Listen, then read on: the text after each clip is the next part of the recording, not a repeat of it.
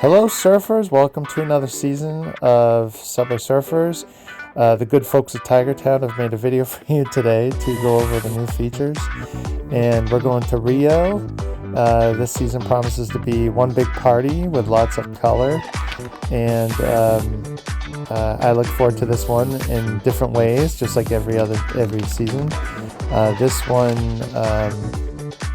as usual, offers some really cool characters, as we can see here, with lots of color, and there should be some really elaborate outfits and colorful boards,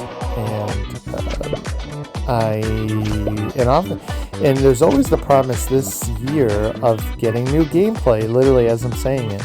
So the battle feature is something that Subway Surfers has promised some sort of multiplayer function coming this year. So it seems like we're getting maybe our first taste of what that looks like. It looks like floors, lava, or plant invasion events. Okay, so that has my interest peaked. Not totally sure what that means. I don't know if that's going to be a score battle or live head-to-head. Live head-to-head feels complicated, but who knows? I guess all of it's possible. If we can dream it up, then it's possible, right? So this is the season hunt. We can see that there's some nice boards, and usually there's an outfit or two in there, possibly a character. So I don't. Okay, so that's nice. It's nice to have something to work towards. Mysterizer today. And so season quests, the usual stuff, achievements. Okay, we've got some stuff to work on. So it's nice that you always start off every season with a collection to complete, and it's always a wonderful surprise to have a few already. This is probably my best start, that I almost have half of them. This character goes back a little ways. I remember I tried to get him. I can't remember if he cost money or if it was something where the challenge was just out of my reach because there was a lot to do. I have a feeling it cost money, like this character. Okay, so Rebecca Rohr. So this is a Rio surfer.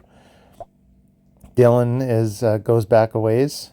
So it looks like these will be offered as part of a bundle. This one you have to earn. Love those, because to me that's sort of free. And a challenge. So here are the bundles. So we can see that a number of them cost money. So it seems Subway Surfers kind of heading in that direction a little more lately, where you have to spend some cash to get stuff. So interesting.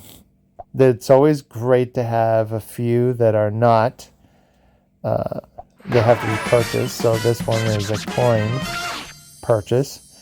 A lot of characters in this one. This is awesome.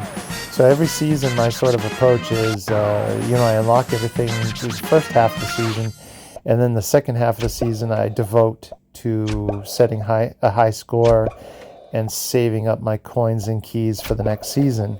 So then when I come into the first day, like today, I can just have a little fun. Except for this, I don't have enough keys. Keys are always a premium. It's very hard to build up a large enough collection to really make a dent. But it's a good challenge, in my opinion. I think Subway Surfers would probably like you to buy some keys. But, so there's a nice little award, 10 keys. They clearly would like you to buy some, but, I've always been I want to earn them. So, all right, so here are our events. Trick or treat. Nice to see that back. Clearly to earn a very cool character. Tag time, marathon, usual, season challenge. Daily high score, I did that a little bit ahead of time just to kind of make sure that the game played okay, and to get a little taste of what the map looked like. So this one's for Phantasma. That is a very cool character. That caught my attention right away in the preview, as did this one, which is what they wanted. So I thought I would jump into a little bit of gameplay. This is the Rio Carnival map. So I'm gonna edit out the ads to spare you the pain.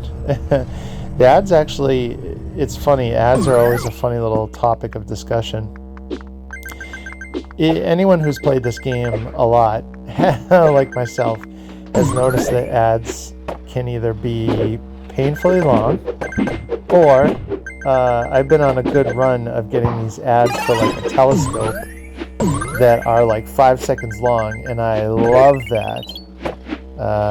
It almost feels like you're getting something for free, and you're not even really watching an ad. Anyway, this is the Tag Time Attack. This is one of my favorite games, my favorite challenges. Just something about that rush to complete as much as possible before time runs out. And I kind of have a personal challenge in my head to get every single one of these hourglasses, and I always come up shy of one or two of them. And it's a losing battle. You're slowly losing time. Even with a perfect run, I believe, that's my theory, from what it looks like, is that the hourglasses give you 10 seconds apiece, but I feel like you're like in between hourglasses, maybe it takes 10.5 seconds or 11 seconds to get there. So it's sort of a losing battle. I don't think I've had a run where I've perfectly nailed every hourglass, but I've done well enough that you can see it is a losing battle. It is something that is limited, and then you're limited on the number of respawns you're allowed.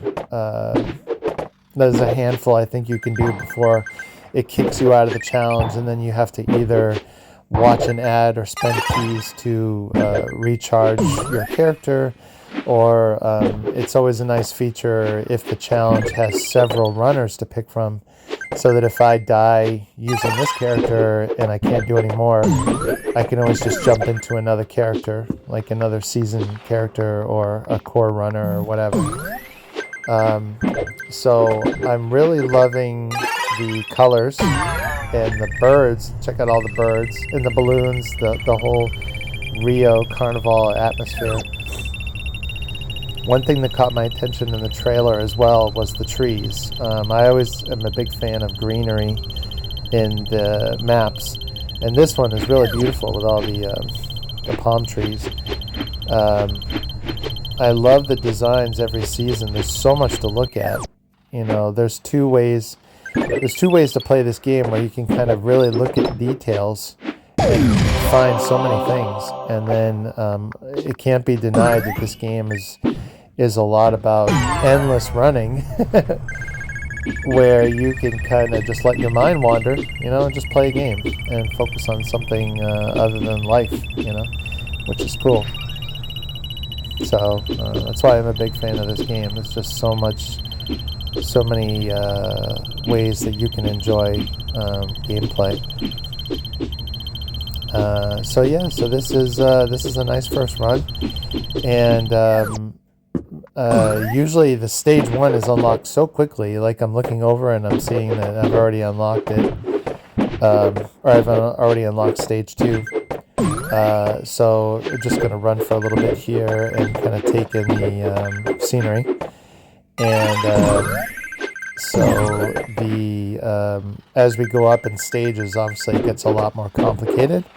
For those of you who have played this before, you know what I'm talking about. Stage 1 is always kind of like a slam dunk. It feels like it's all too easy. And then halfway through, it feels like just right. And then as you get to the last days, it's like crazy. Like, you're looking for every angle to recharge and watch ads. And I do not like spending keys to advance the game, so I wait. And I like to savor the challenges and let it run its course. So that was a good first run. I'm really loving this already. And so I'm just going to click through my bonuses and I think close out another first season, a new season video, and wish you all luck. And I am really looking forward to this multi player function. Let's see what happens. See you around. Later.